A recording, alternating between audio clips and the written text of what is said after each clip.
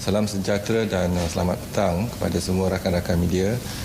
Bersama dengan saya adalah Datuk Dr. Rohaizat, Dr. Hisham dan Datuk Dr. Chong. Ketiga-tiga mereka adalah timbalan saya. Dan saya mulakan, Kementerian Kesihatan Malaysia ingin memaklumkan bahawa terdapat 222 kes yang telah pulih dan discharge pada ward pada hari ini. Ini menjadikan jumlah kumulatif kes yang telah pulih sepenuhnya daripada jangkitan Covid-19 dan telah discharge pada ward adalah sebanyak 1,830 kes, iaitu bersamaan dengan 42.11% daripada jumlah keseluruhan kes. Sehingga 10 April 2020 jam 12.30 hari, terdapat 118 kes baru yang telah dilaporkan. Ini menjadikan jumlah kes positif Covid-19 di Malaysia adalah sebanyak 4,346 kes. Ini bermakna bilangan kes yang discharge hari ini adalah melebihi bilangan kes yang baru dilaporkan. Sehingga kini seramai 69 kes positif Covid-19 sedang dirawat di unit rawatan rapi. Daripada jumlah tersebut, 40 kes memerlukan bantuan pernafasan. Daripada maklumat terkini yang dilaporkan kepada CPRC Kebangsaan, duka cita dimaklumkan bahawa terdapat pertambahan 3 kes kematian berkaitan dengan COVID-19. Justru jumlah kumulatif kes kematian COVID-19 di Malaysia adalah sebanyak 70 kes bersamaan dengan 1.6% daripada jumlah keseluruhan kes. Kes kematian ke-68 iaitu kes 694 merupakan lelaki warga negara Malaysia berumur 62 tahun dan mempunyai latar belakang penyakit kencing manis. Beliau mempunyai sejarah kontak rapat dengan kes positif COVID-19 daripada kluster Seri Petaling, iaitu kes 159. Beliau telah dirawat di Hospital Queen Elizabeth Sabah pada 17 Mac 2020 dan disahkan meninggal dunia pada 10 hari bulan April 2020 jam 8.21 pagi. Kes kematian ke-69 iaitu kes 4,229 merupakan lelaki warga negara Malaysia berumur 77 tahun dan mempunyai latar belakang penyakit kencing manis. Beliau telah dirawat di Hospital Kuala Lumpur pada 27 Mac 2020 dan disahkan meninggal dunia pada 10 April 2020 jam 4 pagi. Kes kematian ke-70 iaitu kes 4,230 merupakan perempuan warga negara Malaysia berumur 88 tahun dan mempunyai latar belakang penyakit darah tinggi, penyakit jantung dan demensia. Beliau mempunyai sejarah kontak rapat dengan kes positif COVID-19 iaitu kes 1,684. Beliau telah dirawat di Pusat Perubatan Universiti Malaya pada 20 Mac 2020 dan disahkan meninggal dunia pada 10 April 2020 jam 2.38 pagi. Takziah diucapkan kepada semua ahli keluarga mereka. Kementerian Kesihatan Malaysia ingin memaklumkan bahawa Institut Perubatan Forensik Negara telah menjalankan satu bedah siasat terhadap satu mayat kes COVID-19. Bedah siasat dijalankan di bawah Seksyen 16 Akta Kawalan Penyakit Berjangkit 1988 iaitu Akta 342.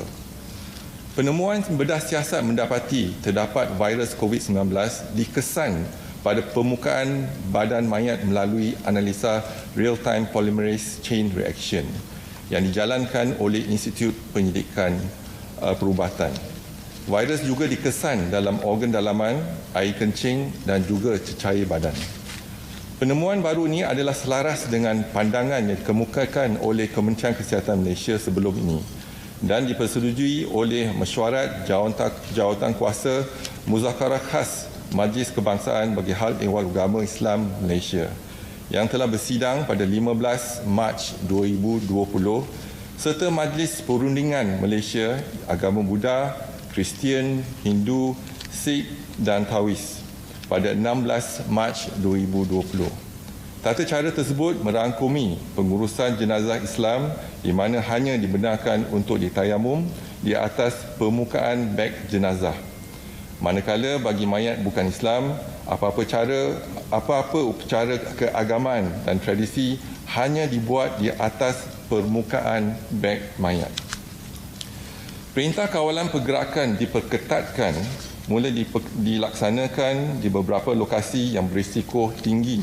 Misalnya Bandar Baru Datuk Ibrahim Majid di Simpang Renggam, Keluang yang merupakan lokasi pertama berkuat kuasanya perintah kawalan pergerakan diperketatkan iaitu pada 27 Mac 2020. Sebanyak 1,634 ujian saringan COVID-19 telah dijalankan di mana 138 kes didapati adalah positif COVID-19 dan 1,496 adalah negatif. Adalah dimaklumkan bahawa 79 kes telah dikesan sebelum PKPD, manakala selebihnya 59 kes positif telah dikesan selepas PKPD dikuatkuasakan.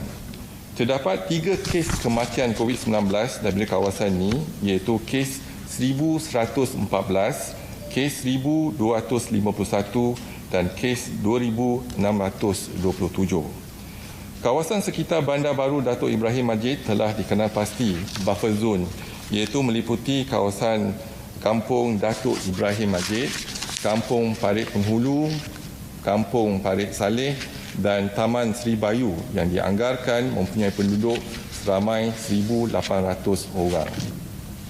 Pengesanan kes secara aktif telah dilaksanakan atas sekitar 1,500 orang dengan 359 orang daripada mereka telah menjalani saringan sampel berdasarkan penilaian risiko. 13 kes didapati positif, 88 kes negatif dan 258 kes dalam proses ujian makmal. Pelbagai aktiviti telah dijalankan semasa tempoh PKPD, termasuk bancian penduduk, aktif case detection daripada rumah ke rumah, pengambilan sampel, aktiviti disinfeksi berkaitan dan promosi kesihatan. Jadi Kementerian Kesihatan Malaysia menyambut baik pelanjutan 2 minggu perintah kawalan pergerakan seperti yang diumumkan oleh Yang Amat Berhormat Perdana Menteri sebentar tadi. Ini akan memberi peluang dan ruang kepada kerajaan untuk memerangi penularan COVID-19. Sebelum kita dapat menilai semula tahap keberkesanan serta keadaan semasa jangkitan COVID-19. Berdasarkan pada situasi terkini COVID-19 di Malaysia, didapati pelaksanaan perintah kawalan pergerakan telah dapat membantu Kementerian Kesihatan Malaysia membendung penularan penyakit ini kepada satu tahap yang stabil. Ini dapat diperhatikan daripada trend kes COVID-19 dan trajektori yang diunjurkan melalui kajian yang telah dijalankan oleh Kementerian Kesihatan Malaysia. Namun begitu, ianya masih di peringkat pertengahan dan masih memerlukan tindakan pencegahan serta kawalan yang berterusan. Malahan, ianya perlu dipesatkan lagi bagi memutuskan rantaian penularan jangkitan melalui peningkatan aktiviti sedia ada serta beberapa pendekatan baru dan khususnya kepada kumpulan sasar tertentu. Ini adalah wajar seperti mana yang telah disebut oleh Dr. Tedros, Ketua Pengarah Pertubuhan Kesihatan Sedunia pada 25 Mac 2020, iaitu tindakan agresif seperti melaksanakan perintah kawalan pergerakan dapat memberi peluang pada sesebuah negara untuk mengharungi jangkitan COVID-19. Dr. Tedros turut mengingatkan bahawa tindakan untuk menamatkan perintah ini dengan terlalu awal boleh mengakibatkan penularan semula COVID-19 di sesebuah negara. Dikuatiri kes penularan COVID-19 mungkin akan rancak kembali berlaku di kalangan masyarakat. Orang ramai akan terus dijangkiti, warga emas dan golongan berisiko tinggi akan terkesan dan kapasiti sistem kesihatan akan semakin tipis untuk melawan gelombang yang mungkin lebih besar daripada apa yang kita lihat setakat ini. Sekian, terima kasih. Kalau ada apa-apa soalan, silakan.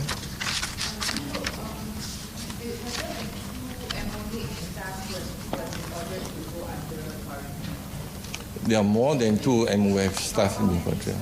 We do have a list. Those who actually have been exposed, for example, I informed earlier, 20% of staff have been exposed, particularly when they are serving in the hospital or clinic, and the patient did not inform them, for example, of close contact with a positive patient, and when we test them, they are positive, or some of our staff have a close contact with a positive patients, then the whole department has to be screened and action being taken. So they will be put on quarantine for a period of 14 days. And how many, what are the numbers for those screened, tested positive and negative for the Sri Petaling cluster? So for Sri Petaling cluster, the list is, I think, if you look into the Sri Petaling cluster, I think now that we are looking into more than the cases that has been informed and action been taken for the cluster. But now we are not involving the index case, but mainly we are looking into the family members as well as the close contact. As we mentioned earlier, the whole network of cluster related to the 756 cases of the index cases are related to the family members and the close contact. So we do have names of more than about 40,000, those who have not been infected. But when we look into the family members of the index case, for example, so we are looking into the potential family members that can be infected. So the list is about 40,000, and then we make sure that we educate them if they have any fever or symptoms, come forward for us to do the testing. But what are the numbers of those who have been tested? How many was I'll give it to you, the details, because every day we have those numbers, you know. Yeah, my question is, all people are concerned about the curve of the pandemic. When will the peak come, and how many cases will have at that time, and also what will happen in the upcoming 2 weeks?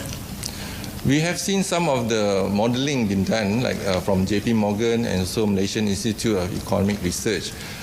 For the prediction from JP Morgan is that on the 14th of April, that we have a peak. Basically, about 6,900 positive patients, 14th of April.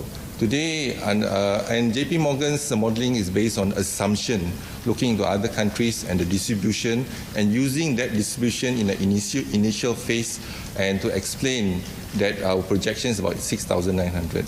Malaysian Institute of Economic Research, for example, they are using the modeling and looking into the prediction of perhaps we are getting around 8,000 or 9,000 patients within the next 1 week. But what is the reality is that we are looking into our cases, monitoring it very closely, and although from Malaysian Institute of Economic Research and JP Morgan, they are based on assumption. But our analysis based on reality, that means we are using our daily data and key in the data as accurate as possible. And if you can get a very accurate data, then you can have a better prediction. Now, our prediction have shown that our trend are quite stable at the moment, and we did not see any exponential surge.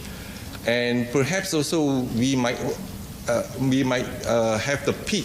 For the last week was perhaps our peak, because now you see that our cases are getting less and less. So that is a good sign for us. Then we have our prediction as well in terms of the infectivity. Before the MCO be implemented, phase 1 or phase 2, we have calculated our infectivity of R0. That means R0 is 3.55, which means that if one person is infected, and he will infect 3.55 people. That is the R0 initially before we implemented. Now, when we look into today, and we are monitoring very closely, we managed to bring down the R0, which means that the MCO phase 1 and phase 2 is very effective for us to bring down the R0, because when everybody stays at home, the infection will be less. So the infectivity will be less as well. So the R0 from 3.55, we brought it down to 1. And we expect on the 14th of April, the R0 will be 0.9. So if it's 0.9, that means they are not infecting. One person positive, they are infecting only 0.9%. So less than 1% been infected, which means we are able to control the infectivity of this COVID-19. So what we intend and we advise the Prime Minister is to extend another 2 weeks of the MCO. By extending the 2 weeks of MCO, it gives us more time to put our action, our activities, and to make sure that we can contain and we can actually break the chain of infection, meaning to bring down the R not further down than 0.9.